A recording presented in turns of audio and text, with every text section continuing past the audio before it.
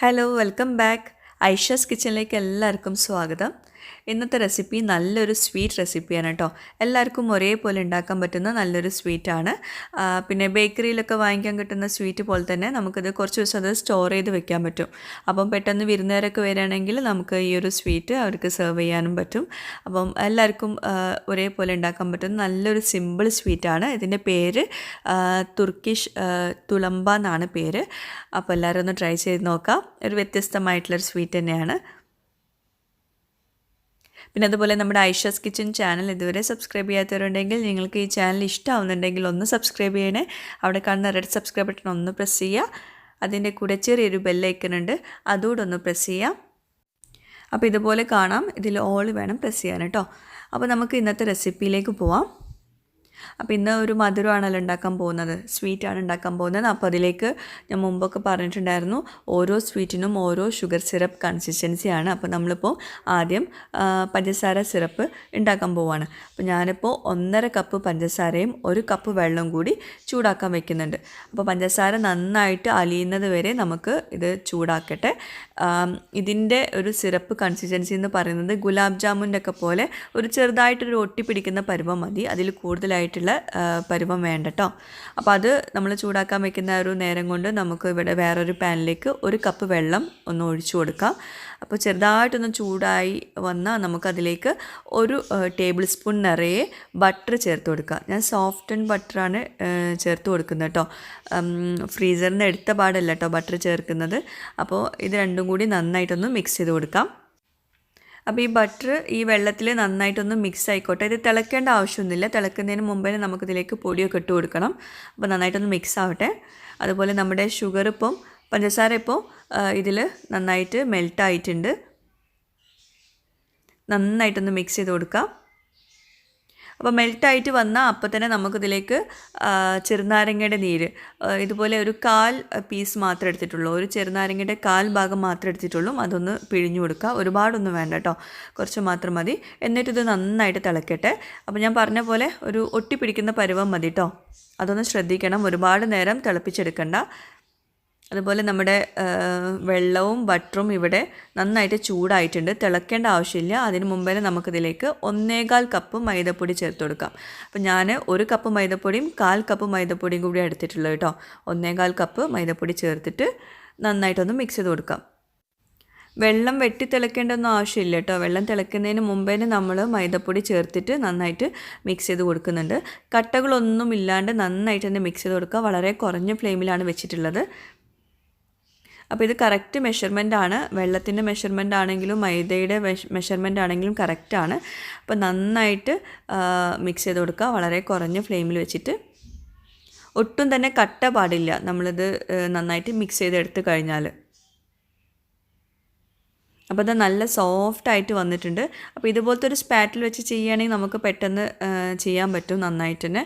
അല്ലെങ്കിൽ ഒരു വലിയൊരു സ്പൂണൊക്കെ എടുത്തിട്ട് നന്നായിട്ട് ഇതുപോലെ മിക്സ് ചെയ്ത് കൊടുക്കുക.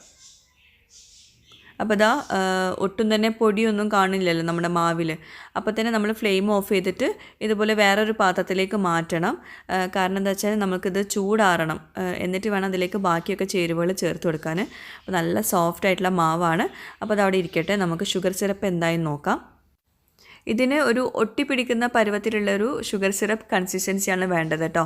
അതായത് സ്റ്റിക്കി കൺസിസ്റ്റൻസി എന്ന് പറയും. ഒരു നൂൽ പരുവൊന്നും ആവേണ്ട ആവശ്യമില്ല കേട്ടോ. അത് കുറച്ചുകൂടെ നേരം നമ്മൾ തിളപ്പിച്ചെടുത്തിട്ടുണ്ടെങ്കിൽ ഒരു നൂൽ പരുവം ആവും. അപ്പോൾ അതൊന്നും വേണ്ട ആവശ്യമില്ല. ഈ ഒരു പരുവം മതി. ഇങ്ങനെ കയ്യിലിങ്ങനെ ഒട്ടിപ്പിടിക്കുന്ന ഒരു പരുവത്തിൽ നമുക്ക് ഫ്ലെയിം ഓഫ് ചെയ്ത് വെക്കാം. അപ്പോൾ സിറപ്പ് അവിടെ ഇരിക്കട്ടെ. നമുക്കിനി മാവ് ഒന്ന് ചൂടാറട്ടെ, ചെറുതായിട്ടൊന്ന് ചൂടാറണം. നമ്മൾ പത്തിരിയുടെ മാവൊക്കെ കുഴച്ചെടുക്കുന്ന പോലെ വേണം ഇത് കുഴച്ചെടുക്കാൻ. അപ്പോൾ ഇത് വേണമെങ്കിൽ നിങ്ങൾക്ക് കൈ കൊണ്ടൊന്ന് കുഴച്ചെടുക്കാം. പിന്നെ അതുപോലെ ഇത് നല്ല ചൂടോട് കൂടിയിട്ട് ഇരിക്കുന്ന സമയത്ത് ഇതിലേക്ക് നമ്മൾ മുട്ട ചേർക്കാനുണ്ട്. മുട്ട ചേർത്തിട്ടുണ്ടെങ്കിൽ ഈ മാവ് ശരിയായി കിട്ടില്ല. അപ്പോൾ അതുകൊണ്ട് ചെറുതായിട്ടൊന്ന് ചൂടാറിക്കോട്ടെ, ചെറിയൊരു ചൂടുണ്ടായിക്കോട്ടെ, അതിൽ കുഴപ്പമില്ല. പിന്നെ ഞാനിപ്പോൾ ഇത് കൈ കൊണ്ടാണ് കുഴച്ചെടുക്കാൻ പോകുന്നത്. അപ്പോൾ നിങ്ങൾക്ക് വേണമെങ്കിൽ ഇതുപോലെ നമ്മുടെ ബീറ്ററിൻ്റെ വിസ്കിന് പകരം ഈ ഒരു ഹുക്ക് വെച്ചിട്ട് നിങ്ങൾക്കിത് ബീറ്റ് ചെയ്തെടുക്കാം, നന്നായിട്ട് കുഴച്ചെടുക്കാം. അങ്ങനെ വേണമെങ്കിൽ ചെയ്യാം. അപ്പോൾ എല്ലാവരുടെ അടുത്തും ബീറ്റർ ഉണ്ടാവില്ലല്ലോ. അപ്പോൾ അതുകൊണ്ട് ഞാനിത് കൈ കൊണ്ടാണ്, നമ്മൾ പത്തിരിയുടെ മാവൊക്കെ കുഴച്ചെടുക്കുന്ന പോലെയാണ് ചെയ്യുന്നത് കേട്ടോ. അപ്പം ഞാനിപ്പോൾ റൂം ടെമ്പറേച്ചറുള്ള ഒരു മുട്ട അതിലേക്ക് ചേർത്ത് കൊടുക്കുന്നുണ്ട്. ഒരു മുട്ട മതി. 2 മുട്ടയൊക്കെ വേണമെങ്കിൽ ചേർത്ത് കൊടുക്കാം. പക്ഷേ ഞാനിപ്പോൾ ഒരു മുട്ട ചേർക്കുന്നുള്ളൂ. എന്നിട്ട് സ്പാറ്റിൽ വെച്ചിട്ട് മിക്സ് ചെയ്തെടുക്കാം, അല്ലെങ്കിൽ കൈ യൂസ് ചെയ്യാം കേട്ടോ. നമ്മൾ പത്തിരിയുടെ മാവ് എങ്ങനെയാണോ കുഴച്ചെടുക്കുന്നത് അതുപോലെ നന്നായിട്ട് ഇത് കുഴച്ചെടുക്കണം. ഞാൻ ആദ്യം മുട്ട ചേർത്ത് കൊടുത്തിട്ടുണ്ട്. ഇനി നമുക്കിതിലേക്ക് കോൺഫ്ലോറും റവയും ചേർത്ത് കൊടുക്കാനുണ്ട്. അപ്പോൾ ആദ്യം മുട്ട നന്നായിട്ട് ഇതിൽ മിക്സ് ചെയ്യണം.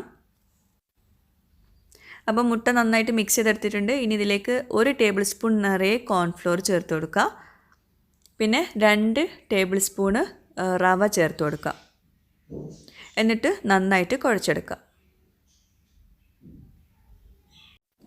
അപ്പോൾ നമ്മളിത് ആദ്യം കുഴയ്ക്കുന്ന സമയത്ത് കയ്യിലൊക്കെ ഒട്ടി പിടിക്കുന്ന ഒരു പരുവത്തിലായിരിക്കും കുഴച്ചെടുക്കുമ്പോൾ. അപ്പോൾ നന്നായിട്ട് ഇതുപോലെ പ്രസ് ചെയ്തിട്ട് വേണം കുഴയ്ക്കാൻ. പത്തിരിക്ക് എങ്ങനെയാണോ കുഴയ്ക്കുന്നത് ആ ഒരു പരുവത്തിൽ തന്നെ. അപ്പോൾ കണ്ടോ, കയ്യിലിങ്ങനെ നന്നായിട്ട് ഒട്ടി പിടിക്കുന്നുണ്ടാവും. പക്ഷേ ലാസ്റ്റ് നമ്മൾ കുഴച്ച് കഴിയുമ്പോൾ ആ ഒട്ടിപ്പിടുത്തൊക്കെ പോകും കേട്ടോ. അപ്പോൾ ഞാനിപ്പോൾ അത്യാവശ്യം നന്നായിട്ട് കുഴച്ചെടുത്തിട്ടുണ്ട്. ഇപ്പോൾ ആ ഒരു ഒട്ടിപ്പിടിക്കുന്ന പരുവമൊക്കെ കുറേശ്ശൊക്കെ പോയിട്ടുണ്ട്. അപ്പോൾ നന്നായിട്ടിത് റോൾ ചെയ്തെടുക്കുക. ഒരു മാവ് നല്ല സോഫ്റ്റ് ആയിട്ടുള്ള മാവാക്കി എടുക്കുക. അപ്പോൾ നമ്മൾ ഈ ഒരു സ്വീറ്റ് ഉണ്ടാക്കാനുള്ള മാവ് റെഡി ആയിട്ടുണ്ട്. നല്ല സോഫ്റ്റ് ആയിട്ടുള്ള മാവാക്കി എടുത്തിട്ടുണ്ട്. അപ്പോൾ നിങ്ങൾക്ക് വേണമെങ്കിൽ ഞാൻ നേരത്തെ പറഞ്ഞ പോലെ ബീറ്ററിൻ്റെ ഹുക്ക് വെച്ചിട്ട് നിങ്ങൾക്കിത് ബീറ്റ് ചെയ്തെടുക്കാം കേട്ടോ. ഇനി നമ്മൾ ഈ ഒരു മാവ് പൈപ്പിംഗ് ബാഗിൻ്റെ ഉള്ളിൽ ഇട്ട് കൊടുത്തിട്ട് സ്റ്റാർ നോസിൽ വെച്ചിട്ട് നമ്മൾ പൈപ്പ് ചെയ്തെടുക്കാൻ പോവുകയാണ്. അപ്പോൾ ഇങ്ങനെയാണ് സാധാരണയായിട്ട് ചെയ്യേണ്ടത്. അപ്പോൾ ഇങ്ങനെ പൈപ്പിംഗ് ബാഗ് ഇല്ല എന്നാണെങ്കിൽ കുഴപ്പമില്ല. നിങ്ങൾ നൂൽപുട്ട് ഉണ്ടാവില്ലേ, നൂൽപുട്ട് ഉണ്ടാക്കുന്ന ഇടിയപ്പം ഉണ്ടാക്കുന്ന അച്ചില്ലേ, അതിൽ ഈ ഒരു മാവ് ഇട്ടിട്ട് നമ്മൾ ഇടിയപ്പം എങ്ങനെയാണോ ആക്കിയെടുക്കുന്നത്, നൂല് പോലെയല്ല, അതിൻ്റെ ആ ഒരു പല സ്റ്റാർ സംഭവങ്ങളൊക്കെ ഇല്ലേ, അപ്പോൾ അതിൽ വെച്ചിട്ട് നിങ്ങൾക്കിത് ആക്കിയെടുക്കാം കേട്ടോ. അപ്പോൾ അങ്ങനെ വേണമെങ്കിൽ ചെയ്യാം. പിന്നെ പൈപ്പിംഗ് ബാഗ് വെച്ചിട്ട് ചെയ്യുകയാണെങ്കിൽ ഇതുപോലെ നന്നായിട്ട് പ്രസ് ചെയ്തിട്ട് വേണം ചെയ്യാൻ. അതുപോലെ അത്യാവശ്യം എല്ലാം ഒരേ നീളത്തിൽ തന്നെ എടുക്കുക. പിന്നെ വേറെ കാര്യം ശ്രദ്ധിക്കാനുള്ളത്, പൈപ്പിംഗ് ബാഗ് നല്ല സ്ട്രോങ് ആയിട്ടുള്ള പൈപ്പിംഗ് ബാഗ് തന്നെ എടുക്കുക. അല്ലെങ്കിൽ നമ്മളിത് പ്രസ് ചെയ്തിട്ട് അമർത്തി പ്രസ് ചെയ്യുമ്പോൾ ചിലപ്പം പൈപ്പിംഗ് ബാഗ് പൊട്ടിപ്പോവും. അല്ലെങ്കിൽ തുണിയുടെ പൈപ്പിംഗ് ബാഗ് എടുക്കുക. അപ്പം പൊട്ടിപ്പോകാനുള്ള ചാൻസ് കുറയും. പിന്നെ നിങ്ങളിപ്പോൾ വിചാരിക്കും ഈ ഒരു മാവ് കുറച്ചുകൂടെ ലൂസായിരുന്നെങ്കിൽ നിങ്ങൾക്ക് പെട്ടെന്ന് പൈപ്പ് ചെയ്തെടുക്കാൻ പറ്റുമെന്ന്. പക്ഷേ അങ്ങനെ വരുമ്പോൾ നിങ്ങൾക്കിങ്ങനെ പ്ലേറ്റിലേക്ക് ഇങ്ങനെ ഇട്ട് കൊടുക്കാൻ പറ്റില്ല. പിന്നെ ലൂസാണെങ്കിൽ നമുക്ക് ആ ഒരു കറക്റ്റ് ടെക്സ്ചർ കിട്ടില്ല ഈ ഒരു സ്വീറ്റിന്. അപ്പോൾ ഈ ഒരു പരുവത്തിൽ തന്നെ വേണം. അപ്പോൾ ഈ ഒരു സ്റ്റെപ്പ് മാത്രമാണ് ഇതിൽ കുറച്ചൊരു ബുദ്ധിമുട്ടായിട്ടുള്ളത്. പക്ഷേ നമ്മൾ ഇത് പ്ലേറ്റിലേക്ക് ആദ്യം തന്നെ ഇത് ഇങ്ങനെ പൈപ്പ് ചെയ്തിടുകയാണെങ്കിൽ നമുക്ക് പെട്ടെന്ന് ഇത് ഫ്രൈ ആക്കി എടുക്കാം. വേണമെങ്കിൽ നേരിട്ട് ചൂടുള്ള എണ്ണയിലേക്ക് ഇട്ട് കൊടുക്കാം കേട്ടോ. ഞാനിതൊരു ഫ്രൈങ് പാനിലാണ് ഫ്രൈ ചെയ്യാൻ പോകുന്നത്. ഫ്രൈങ് പാന് ചൂടാക്കിയിട്ട് അതിൽ കുറച്ച് എണ്ണ ഒഴിച്ചു കൊടുത്തിട്ടുണ്ട്. വല്ലാണ്ട് എണ്ണ വേണമെന്നില്ല. പിന്നെ ഒരുപാട് ചൂടാക്കി എടുക്കരുത് കേട്ടോ. ഒരു മീഡിയം ലോ ഫ്ലെയിമിൽ വെച്ചിട്ട് വേണം നമുക്ക് ഈ ഓരോന്നും ഇട്ട് കൊടുക്കാൻ. അപ്പോൾ ഇത് ഇട്ട് കൊടുക്കുന്ന സമയത്ത് നിങ്ങൾക്ക് മനസ്സിലാവും എണ്ണയുടെ ചൂട് എത്രത്തോളം ഉണ്ടെന്ന്. നല്ല ചൂടുള്ള എണ്ണയിലേക്ക് ഇട്ട് കൊടുത്തിട്ടുണ്ടെങ്കിൽ പെട്ടെന്ന് ഇത് ഫ്രൈ ആയി പോവും. അപ്പോൾ അകത്തൊന്നും വെന്ത് കിട്ടില്ല. അപ്പം അധികം ചൂട് വേണ്ട.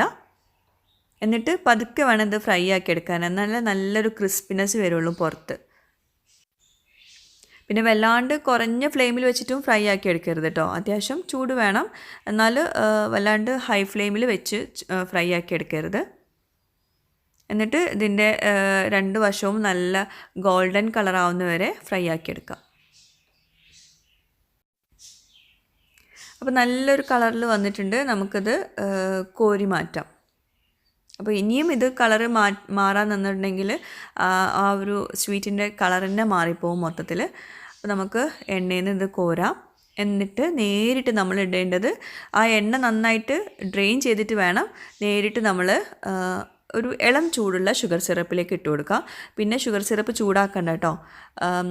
ഇപ്പോൾ എൻ്റെ ഷുഗർ സിറപ്പ് കുറച്ച് ചൂടുണ്ട്. അപ്പോൾ ആ ഒരു ചൂട് മതി, വല്ലാണ്ട് ചൂടാക്കി എടുക്കേണ്ട ആവശ്യമില്ല. അഥവാ ഷുഗർ സിറപ്പ് തണുത്തിട്ടുണ്ടെങ്കിൽ ചെറുതായിട്ടൊന്ന് ചൂടാക്കാം കേട്ടോ. എന്നിട്ട് അപ്പം തന്നെ ഓഫ് ചെയ്യുക. പിന്നെ ഈ ഒരു സ്വീറ്റ് നമ്മൾ സിറപ്പിൽ ഒരു 30 സെക്കൻഡ് മാത്രം ഇട്ടാൽ മതി. അപ്പം തന്നെ എടുത്ത് മാറ്റണം, അല്ലെങ്കിൽ ഇത് ഭയങ്കര സോഫ്റ്റായി പോകും ഈ ഒരു സ്വീറ്റ്. അപ്പം ഞാൻ പെട്ടെന്ന് തന്നെ എടുത്ത് മാറ്റിയിട്ടുണ്ട്. നമുക്കിത് പുറമേ നല്ല ക്രിസ്പിനെസ്സും അകത്ത് ഒരു സോഫ്റ്റ്നെസ്സും ആണ് വേണ്ടത്. അപ്പോൾ ഞാൻ 30 സെക്കൻഡ് മാത്രമേ അതിലിട്ടിട്ടുള്ളൂ. അപ്പം തന്നെ എടുത്തിട്ട് പ്ലേറ്റിലേക്ക് മാറ്റുന്നുണ്ട്. അപ്പോൾ ഇനി ഞാൻ നേരിട്ട് എണ്ണയിലേക്ക് എങ്ങനെയാണ് പൈപ്പിംഗ് ബാഗ് വെച്ചിട്ട് ചെയ്യേണ്ടതെന്ന് കാണിക്കാം. അപ്പോൾ ഇതുപോലെ ഞാനിപ്പം നോസിലൊന്ന് മാറ്റിയിട്ടുണ്ട്. വേറെ നോസിൽ, ചെറിയ നോസിലാണ് വെച്ചിട്ടുള്ളത് കേട്ടോ. അപ്പോൾ ഇതുപോലെ പൈപ്പിംഗ് ബാഗ് വെച്ചിട്ട് പ്രസ് ചെയ്യുക, എന്നിട്ട് കത്രിക വെച്ചിട്ടൊന്ന് കട്ട് ചെയ്ത് കൊടുക്കുക. അപ്പോൾ ഇങ്ങനെ ചെയ്യുമ്പോൾ എന്താ വെച്ചിട്ടുണ്ടെങ്കിൽ നമ്മൾ ആദ്യം ഇട്ട് കൊടുത്തത് ഒന്ന് കുറച്ച് കൂടുതലായിട്ട് ഫ്രൈ ആവും. പിന്നെ ലാസ്റ്റ് ഇട്ട് കൊടുക്കുമ്പോഴേക്കും നമ്മളിങ്ങനെ പ്രസ് ചെയ്തിട്ടിടണമല്ലോ, അപ്പോൾ അപ്പോഴേക്കും ഫസ്റ്റത്തെ നന്നായിട്ട് ഫ്രൈ ആവും. അപ്പോൾ അതാണ് പ്രശ്നം. അപ്പോൾ അതിനേക്കാൾ നല്ലത് പ്ലേറ്റിലേക്ക് നമ്മളെല്ലാം കൂടി ഒരുമിച്ച് ഇട്ട് കൊടുക്കുന്നതാണ്. അപ്പോൾ ഇതിൻ്റെ ടെക്സ്ചർ തന്നെ കണ്ടില്ലേ, വേറൊരു കളറായിട്ടുണ്ട്, ചിലത് ഒരു ഡാർക്ക് കളറായിട്ടുണ്ട്. അപ്പോൾ എങ്ങനെ വേണമെങ്കിലും നിങ്ങൾക്ക് ചെയ്യാം കേട്ടോ. അപ്പോൾ നേരിട്ട് നമ്മൾ എണ്ണയിൽ നിന്ന് വറുത്ത് കോരിയിട്ട് എണ്ണയൊക്കെ നന്നായിട്ട് ഡ്രെയിൻ ചെയ്തിട്ട് നേരിട്ട് നമുക്ക് സിറപ്പിലേക്ക് ഇട്ട് കൊടുക്കുക. എന്നിട്ട് സിറപ്പിലൊരു 30 സെക്കൻഡ്, അത് കഴിഞ്ഞിട്ട് നമുക്ക് പ്ലേറ്റിലേക്ക് മാറ്റാം. അപ്പോൾ നമ്മുടെ തുർക്കിഷ് തുളമ്പ എല്ലാവർക്കും ഇഷ്ടപ്പെട്ടിട്ടുണ്ടാവുമെന്ന് വിശ്വസിക്കുന്നു. നമ്മുടെ നാട്ടിൽ ബേക്കറിയിലൊക്കെ കിട്ടുന്ന ഒരു സ്വീറ്റ് പോലെ തന്നെയാണ്. ജിലേബിയുടെ ഒക്കെ ഒരു ചെറിയൊരു ടേസ്റ്റ് ഉണ്ട് ഈ ഒരു സ്വീറ്റിന്. എന്തായാലും കുറച്ച് ദിവസം നമുക്കിത് സ്റ്റോർ ചെയ്ത് വെക്കാം. നല്ലൊരു എയർ ടൈറ്റ് ആയിട്ടുള്ള കണ്ടെയ്നറിൽ എടുത്ത് വെക്കുകയാണെങ്കിൽ ഇടയ്ക്കിടയ്ക്ക് നമുക്ക് നല്ലൊരു കട്ടൻ ചായയുടെ കൂടെയൊക്കെ സ്നാക്കായിട്ട് യൂസ് ചെയ്യാൻ പറ്റും. അപ്പോൾ എല്ലാവരും ഒന്ന് ട്രൈ ചെയ്ത് നോക്കുക, എന്നിട്ട് എനിക്ക് ഫീഡ്ബാക്ക്സ് അറിയിക്കുക. പിന്നെ അതുപോലെ മിനിഞ്ഞാന്ന് ഞാനിട്ടുള്ള ചായയുടെ ഒരു റെസിപ്പി ഉണ്ടായിരുന്നല്ലോ, അതിൽ ഞാനൊരു നമ്മുടെ രണ്ടാമത്തെ വിന്നറെ സെലക്ട് ചെയ്യാൻ വേണ്ടിയിട്ട് ഒരു സംഭവം പറഞ്ഞിട്ടുണ്ടായിരുന്നു. അതായത് ചായ ആ ഒരു വീഡിയോയിൽ എത്ര പ്രാവശ്യമാണ് പറഞ്ഞിട്ടുണ്ട് എന്നുള്ളത്. അപ്പോൾ അതിൻ്റെ ആ ഒരു എത്രയാണെന്നുള്ളതാണ് നമ്മളുടെ ആ ഒരു വിന്നറെ അങ്ങനെയാണ് സെലക്ട് ചെയ്യുന്നത്.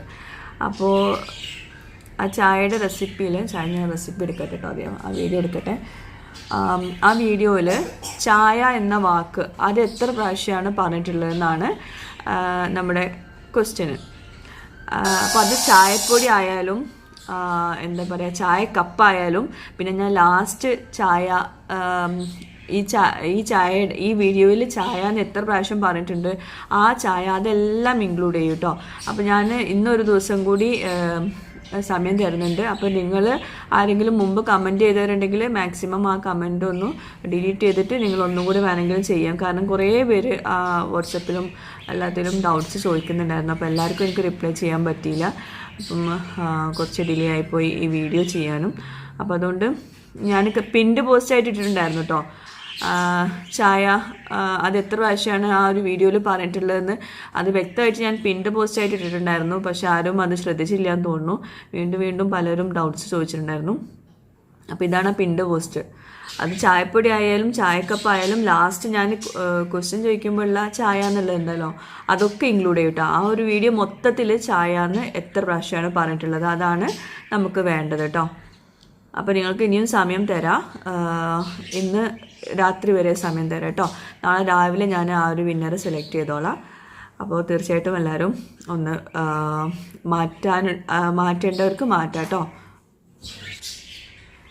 അപ്പോൾ നമ്മുടെ രണ്ടാമത്തെ ഗിവ് എവേയിൽ അബായ സോണാണ് നമുക്ക് ഗിഫ്റ്റ്സൊക്കെ സ്പോൺസർ ചെയ്യുന്നത്. 3 അബായസാണ് കൊടുക്കുന്നത്. അപ്പോൾ അതിൽ ആദ്യത്തെ ഒരു അബായ ഈ ഒരു വീഡിയോയിൽ ഒരു വിന്നർക്കാണ് കൊടുക്കുന്നത്. എ സിമ്പിൾ ലഞ്ച് വ്ലോഗ് എന്ന് പറഞ്ഞിട്ടുള്ള ഈ ഒരു വീഡിയോ എന്നാണ് നമ്മൾ ഒരാളെ സെലക്ട് ചെയ്യുന്നത്. അപ്പോൾ ഞാനിതിൻ്റെ അകത്ത് ഒരു കോഡ് കൊടുത്തിട്ടുണ്ടായിരുന്നു. അപ്പം ഇതിൽ പറഞ്ഞിട്ടുള്ളത് ആ ഒരു കോഡും പ്ലസ് നിങ്ങളുടെ പേരുമാണ് ഇതിൽ കമൻറ്റ് ബോക്സിൽ ഇടേണ്ടതെന്ന്. അപ്പോൾ കോഡ് ഇതാ F ആണ് കേട്ടോ കോഡ്. അപ്പോൾ ഇനി നമുക്ക് കമൻറ്റ് പിക്കർ വെച്ചിട്ട് നമുക്ക് ആ ഒരു വിന്നറെ സെലക്ട് ചെയ്യാം.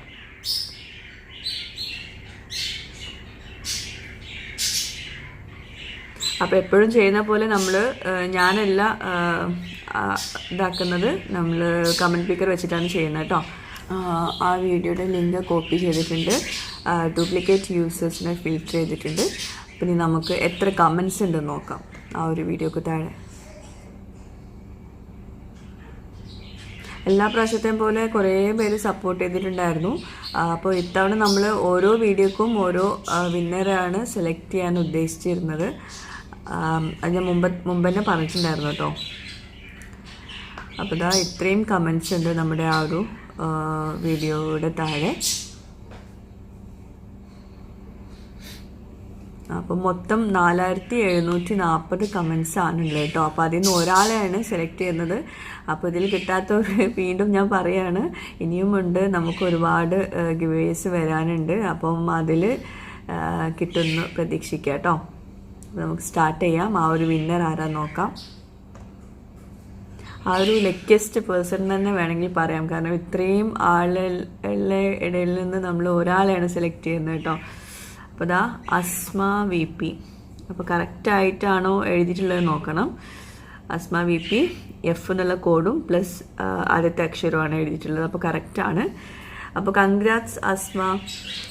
അപ്പോൾ അബായ സോൺ സ്പോൺസർ ചെയ്യുന്ന ഫസ്റ്റത്തെ നമ്മുടെ സെക്കൻഡ് ഗിവ് എവേയിൽ ഫസ്റ്റത്തെ വിന്നർ അസ്മയാണ് കേട്ടോ. കൺഗ്രാറ്റ്സ്. പിന്നെ നമ്മുടെ ഇറാനി ചായയുടെ വീഡിയോയിൽ ഗിവ് എവേ വിന്നറെ നമ്മൾ സെലക്ട് ചെയ്തിട്ടില്ലല്ലോ. ഇന്ന് ഒരു ദിവസം കൂടി കൊടുത്തിട്ടുണ്ട്. അപ്പോൾ അതുകൊണ്ട് തന്നെ ഇന്നത്തെ ഈ ഒരു വീഡിയോയിൽ നമ്മുടെ ഗിവ് എവേ റിലേറ്റഡ് ആയിട്ടുള്ള കോഡുകളൊന്നുമില്ല. നാളത്തെ വീഡിയോയിൽ ചെയ്യാം കേട്ടോ. അപ്പോൾ നിങ്ങളുടെ ഫീഡ്ബാക്സും സജഷൻസൊക്കെ ഇതിന് താഴെ കമൻറ്റ് ബോക്സിൽ എഴുതി അറിയിക്കുക. വേറെ നല്ലൊരു വീഡിയോയുമായിട്ട് വരുന്നവരേക്കും ബൈ. Thank you.